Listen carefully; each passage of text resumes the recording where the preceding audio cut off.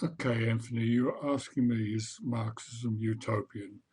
Well, I have to answer no to that. They're two different things. The What I really can answer is what is the attitude of Marxists towards utopianism,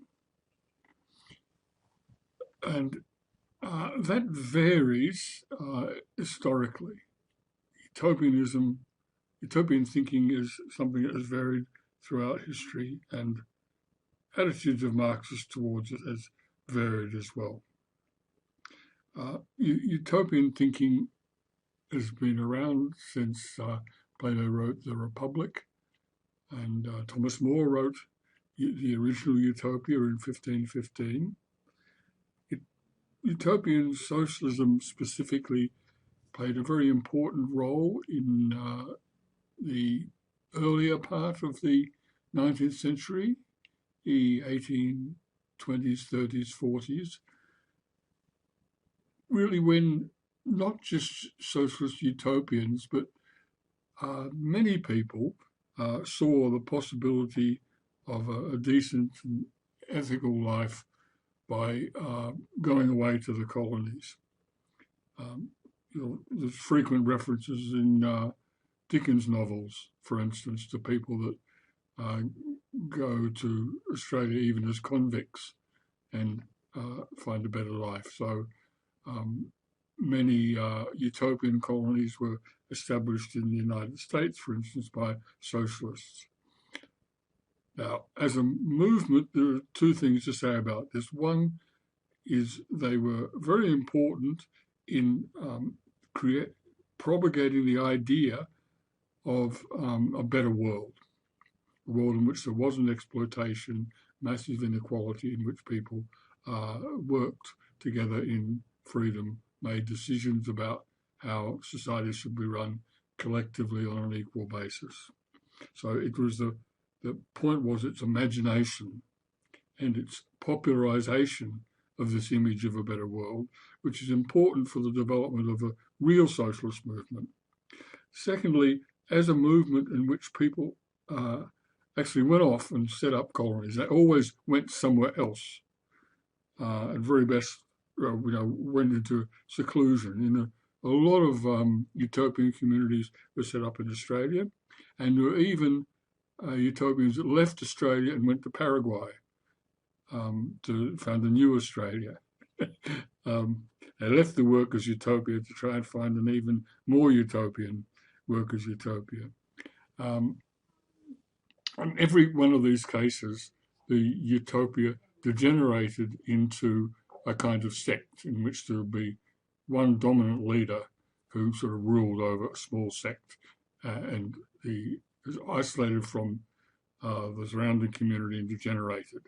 I have to say, during the 1930s, when there was an upsurge of socialist utopian in Australia and probably elsewhere, the governments actively sought to see that they degenerated, because when the usual capitalist setup wasn't able to provide a living for people and people retreated to the countryside to create situations where they could live, it was in the interest of the government to make sure it didn't work.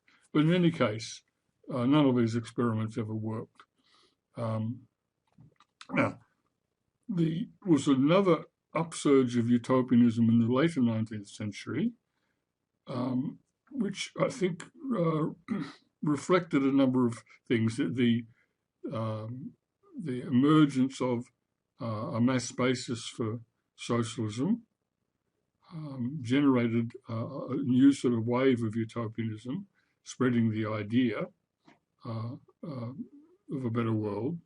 And then again, there was, I think, an upsurge of utopian type of thinking in the latter part of the 20th century as a result of the degeneration of the Soviet Union and the Eastern European regimes, when Marxist intellectuals came out of that environment and advocated sort of hope, imagination, and very humanist conceptions of society.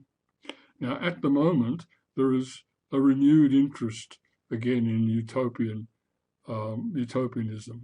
And of course, it's utopianism that has learnt some lessons of the past. It's the aim of people who write on utopian themes at the moment is to stimulate the imagination to think, how could we live better? Is it these kind of institutions, are they really necessary? Is this kind of dystopia we're living in at the moment, is this just human nature, the nature of the world, or actually could we do it better? And to stimulate people to think of how things could be better, because people believe that you have to be able to imagine a better world before you can actually do something about getting it.